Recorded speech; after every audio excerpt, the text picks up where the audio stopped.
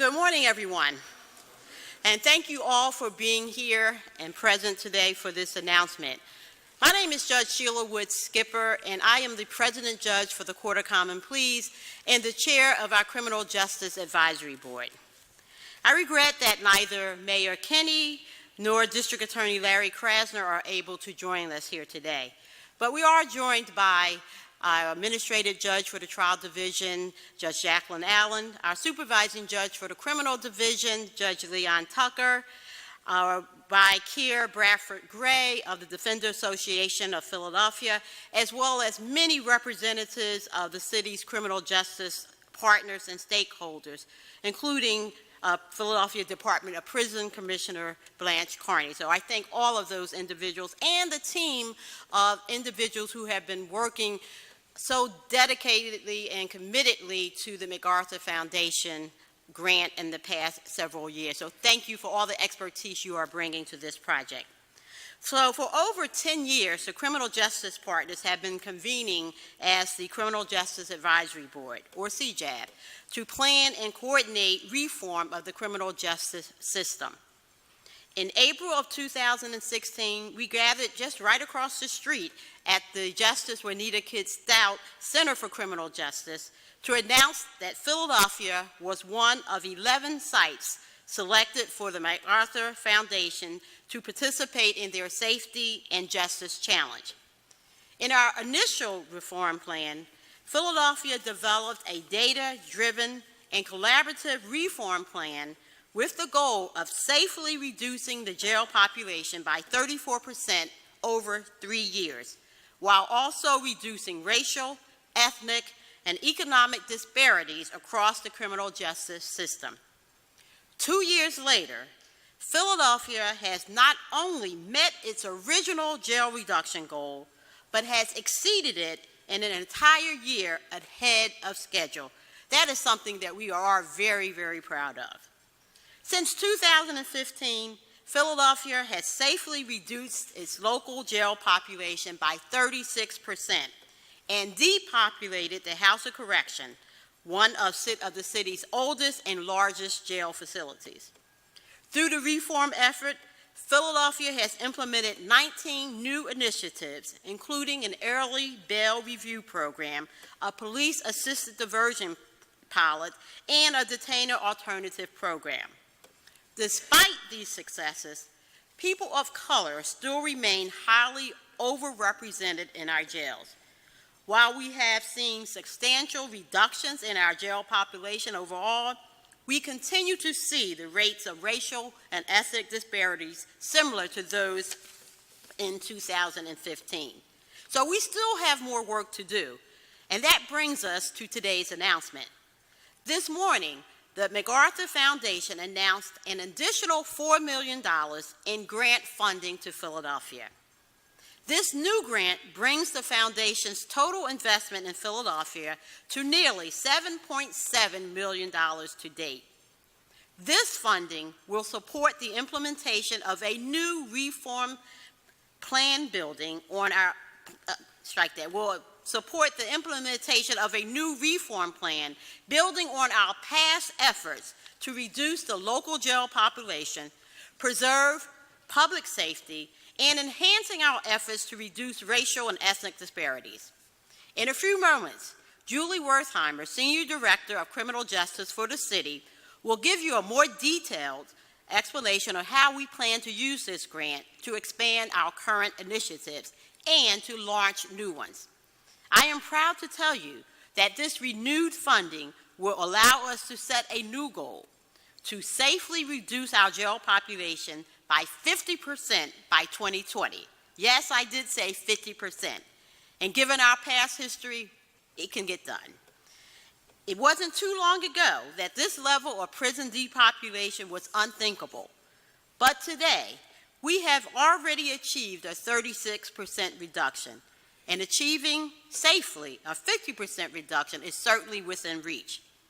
We will also redouble our efforts to reduce racial and ethnic and economic disparities across the criminal justice system through focused policy and practice changes and establish a measurable benchmark for success over the next 2 years. We will also foster meaningful community engagement in the reform effort by developing real collaboration with community, giving them a voice in this whole reform process. This involves having accountability with the community, creating more structured forums for feedback, and investing in community services. Even as we continue our combined efforts, the work of the Safety and Justice Challenge Grant has led to a system that is fairer and safer to the benefit of everyone in our city. We're so proud of the work that we've done, and this newest funding is indicative of the shared commitment to criminal justice reform and the shared commitment of all our collaborative partners and stakeholders. So I thank you for this opportunity to address you, and we look forward to the opportunities that will result as a result of this new grant funding.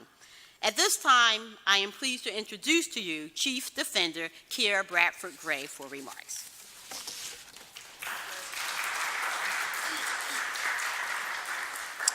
Thank you, Judge Skipper. I would like to start off by thanking the MacArthur Foundation for proving to us what we already knew, which is our city is an example of meaningful criminal justice reform. It's not an example of meaningful criminal justice reform because of one person. It's because of all the leaders in our criminal justice system who are really working towards change and producing more meaningful outcomes for our city and the communities that people come from that foster themselves through this system.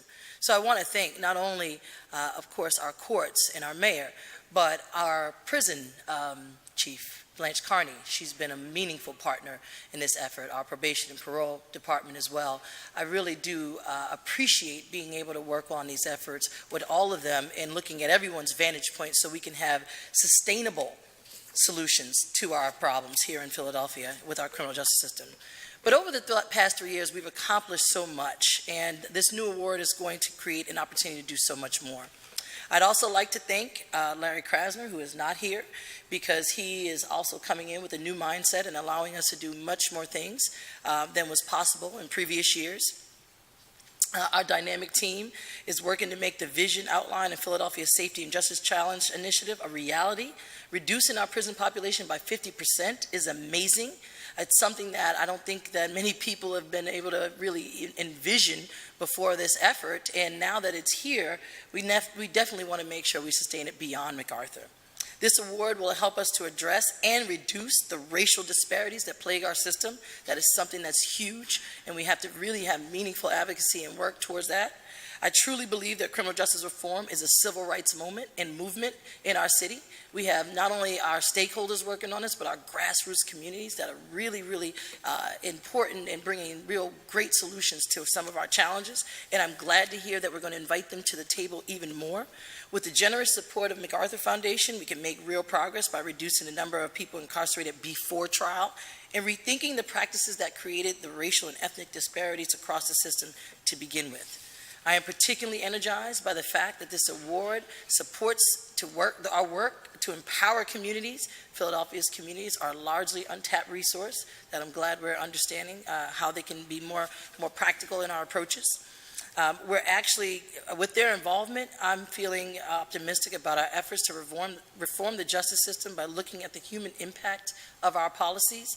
I look forward to expanding work with the community partners who are taking the lead from those who are directly impacted by the system. Again, I'd like to thank the MacArthur Foundation for supporting our efforts to rethink jails and create a fair and safe and more effective criminal justice system. The Defender Association is proud to be a part of making a goals outlined in this initiative, and I can't wait to see what comes in 2020. So with that, I will introduce Julie Wertheimer, who is the Senior Director for Criminal Justice, who will say some and go into more detail.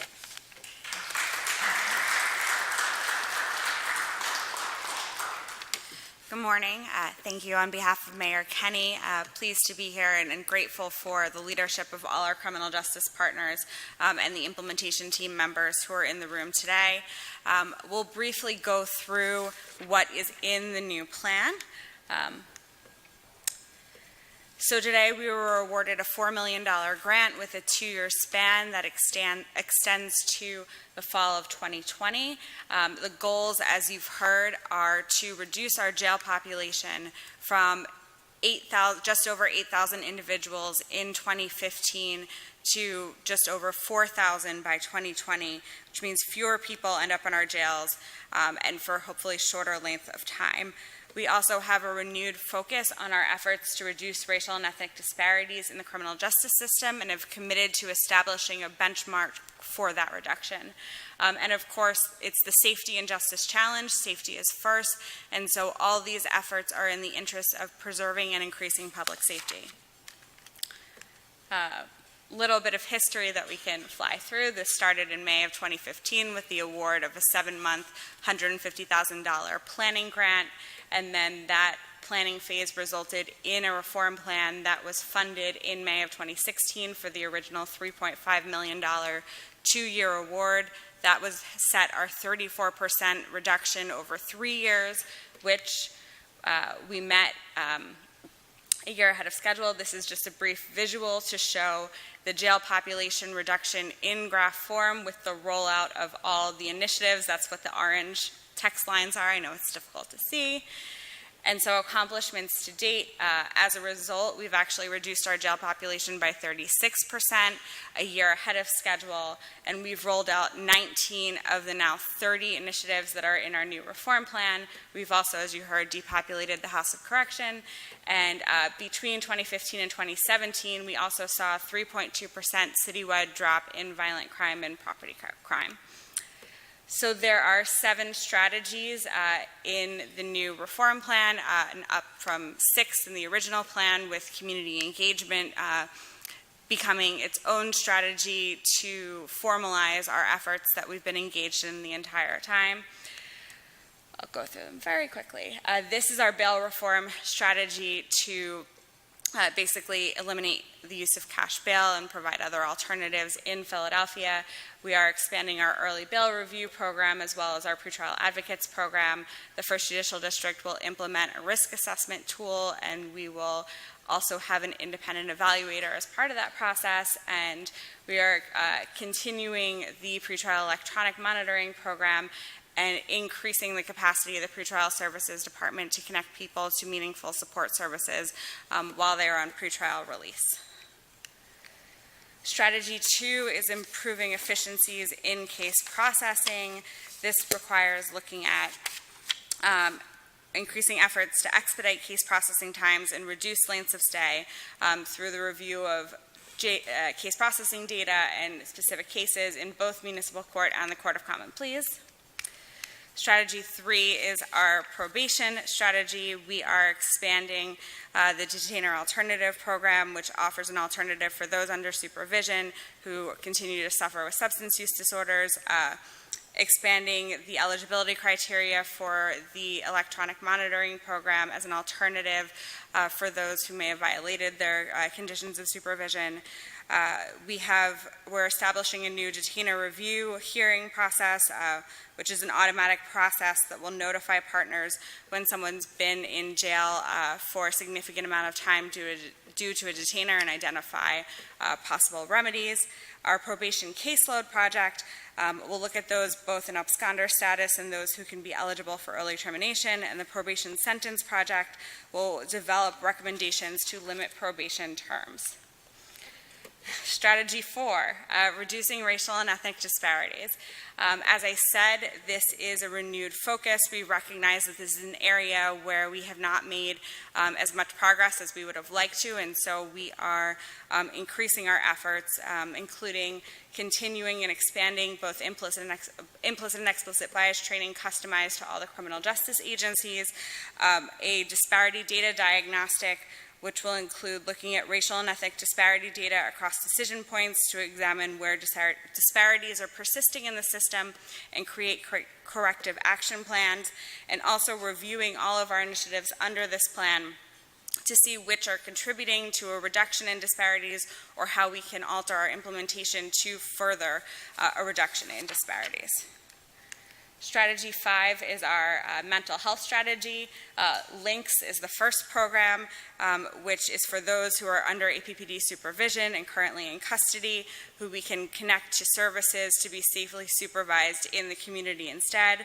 Post-booking stabilization is an early diversion pilot for those who screen positive at arrest for mental illness and to be diverted to services at the earliest possible point.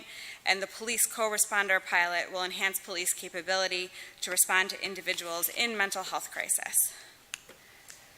Strategy 6 is our efforts led by the First Judicial District's Research Department to improve data sharing across systems, be more transparent in our sharing of data, including publicly sharing it on our website, and to use that data and evidence-based practices to inform this reform work as we move forward.